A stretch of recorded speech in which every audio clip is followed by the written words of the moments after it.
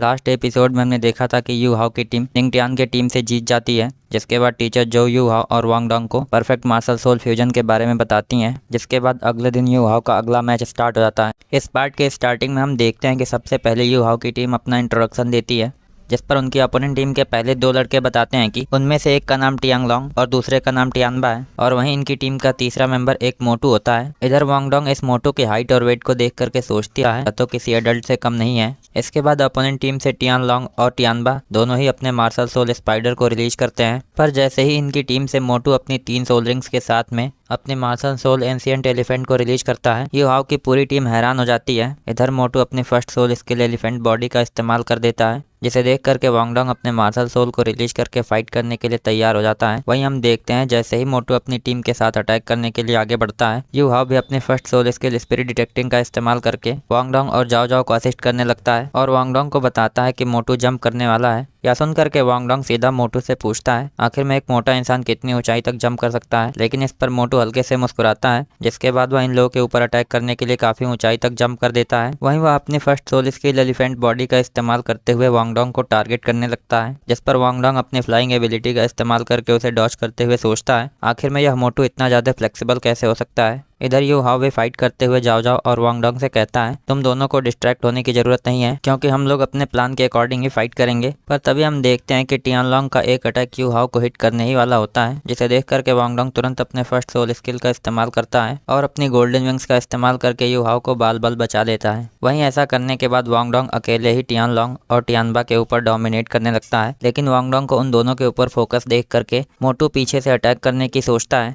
पर जैसे ही मोटू ऐसा करने की कोशिश करता है, हम देखते हैं कि जाओ जाओ अपने फर्स्ट सोल स्किल का इस्तेमाल करके उसे डिफेंड कर देती है। इधर मोटू की अटैकिंग पावर इतनी ज्यादा होती है कि जाओ जाओ तुरंत समझ जाती है कि वह ज्यादा देर तक मोटू को होल्ड नहीं कर सकती है। यह देख करके यू हाओ तुरंत उसके पास पहुंचता है और उसे सपोर्ट करते हुए अपनी सोल सॉक एबिलिटी का इस्तेमाल सीधा मोटू के ऊपर कर देता है। इधर सोल सॉक अटैक के हिट करते ही जाओ जाओ उसे अपने ट्राइपॉड से ढकेल करके दूर फेंक देती है, लेकिन यू हाओ सोच रहा होता है कि मेरा सोल सॉक अटैक मोटू के ऊपर उतना असर नहीं करेगा, क्योंकि उसकी मार्शल सोल मेरे सोल सॉक अटैक के इफेक्ट को कम कर देती है, जिसकी वजह से वह फाइट करने के लिए जल्दी ही तैयार हो जाएगा। इधर हम देखते हैं कि इतनी देर में मोटू खुद को संभाल करके फिर से फाइट के लिए तैयार होने लगता है, पर इस मौके का फायदा उठा करके वांग डोंग टैंग लियान और टियानबा को पीटना स्टार्ट कर देता है। इधर ऐसा होता हुआ देख करके टियान लोंग और टियानबा आपस में बात करते हैं कि हमारी प्राइमरी स्ट्रेटेजी फेल हो चुकी है, इसलिए हमें कुछ भी करके कैप्टन को प्लान बी पर काम करने के लिए टाइम देना होगा। लेकिन हम देखते हैं कि इतनी देर में वांग डोंग अपने सेकंड सोल स्किल को एक्टिवेट करते हुए कहता है अब तुम लोगों को ऐसा करने के लिए देर हो चुकी है। जिसके बाद जैसे ही वांग डोंग अटैक करता है, हम देखते हैं कि टियान लोंग और टियानबा दोनों ही अरीना से बाहर चले जाते हैं। वहीं इस मैच की रेफरी उन दोनों को अरीना के बाहर पकड़ लेती हैं। तब मोटू उन दोनों को देख करके सोचता है मुझे यकीन नहीं हो रहा है कि ये दोनों लूजर्स इतनी जल्दी हार गए।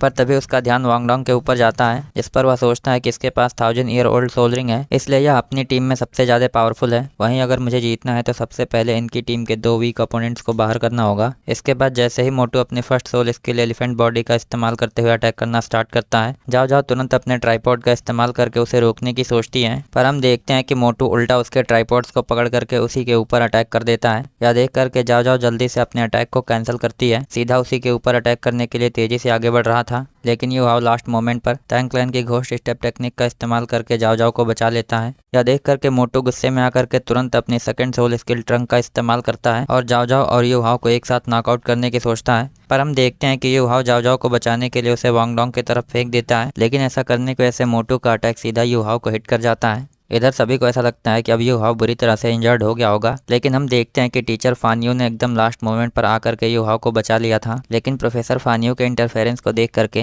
रेफरी तुरंत उनके पास आती हैं और कहती हैं कि अरीना के मैच में किसी का भी इंटरफेयर करना अलाउड नहीं है, लेकिन सिचुएशन को देखते हुए इस बार मैं यू हाओ की टीम को जाने दे रही हूँ, पर अगर ऐसा दोबारा होता है तो मैं यू हाओ की टीम को रूल्स के अकॉर्डिंग डिस्क्वालीफाई कर दूंगी। इधर जाओ जाओ और वांग डोंग यू हाओ को ठीक देख करके थोड़ी राहत की सांस लेते हैं, लेकिन प्रोफेसर फानियो यू हाओ से कहते हैं कि मैंने तुम्हें मैच के बीच में ही बचाया है, इसलिए क्या तुम जानते हो कि इसका मतलब क्या है। तब यू हाओ अरीना से बाहर जाते हुए कहता है अब मैं इस मैच में फाइट नहीं कर सकता हूँ। वहीं वह सोच रहा होता है कि अगर प्रोफेसर फानियो ने मुझे न बचाया होता तो शायद मेरी हालत इतनी बुरी हो जाती कि मैं आगे के मैच में फाइट नहीं कर पाता। यह सोच करके यू हाओ प्रोफेसर फानियो को थैंक्स कहता है। जिसके बाद जैसे ही प्रोफेसर फानियो टीचर जो के पास पहुंचते हैं, टीचर जो कहती हैं फॉर्चुनेटली तुमने उसे टाइम से बचा लिया, नहीं तो वह बुरी तरह से घायल होने वाला था। यह सुन करके प्रोफेसर फानियो कहते हैं जब तक मैं यहाँ पर हूँ तब तक तुम्हारे स्टूडेंट्स को कोई नुकसान नहीं होने दूंगा। लूंगा। तब टीचर जो कहती हैं, मुझे डर है कि आज ये लोग हार जाएंगे। इस पर प्रोफेसर फानियो कहते हैं, नहीं ऐसी बात नहीं है, क्योंकि मुझे लग रहा है कि अभी भी हमारे पास जीतने के चांसेस हैं। इधर मोटू गुस्से में कहता है, आखिर में एक ऐसे सोल मास्टर को बचाने का क्या फायदा जिसके पास बस एक 10 साल पुरानी सोल रिंग है। इधर जाओ जाओ मोटू के अटैक को देखने के बाद वांगडोंग से कहती है, हमें कुछ भी करके हमारे मॉनिटर यू हाओ के लिए इस मैच को जीतना होगा। तब वांगडोंग जाओ जाओ से कहता है, तुम बस मोटू को 15 सेकंड के लिए रोक करके रखो, उसके बाद मैं उसे देख लूंगा। इधर मोटू भी फाइट के लिए तैयार होते हुए कहता है, मेरी सोल पावर लेवल 32 पर है, जिसकी वजह से अगर मैं एक साथ दोनों से फाइट करूं तो भी मेरे पास 70% जीतने के चांसेस हैं। इधर वांगडोंग अपनी दोनों सोल रिंग्स को फ्यूज करना स्टार्ट कर देता है, जिसे देख करके जाओ जाओ अपने गोल्डन ट्राइपॉड्स को एक साथ फ्यूज करके एक बहुत ही बड़े गोल्डन ट्राइपॉड में चेंज करती है। और जैसे ही उसके इस्तेमाल से वह मोटू को डिफेंड करती है, हम देखते हैं कि मोटू का जबड़ा हिल जाने की वजह से वह पीछे हटता है और सोचता है कि जरूर वह फ्लाइंग सोल मास्टर कुछ न कुछ कर रहा है,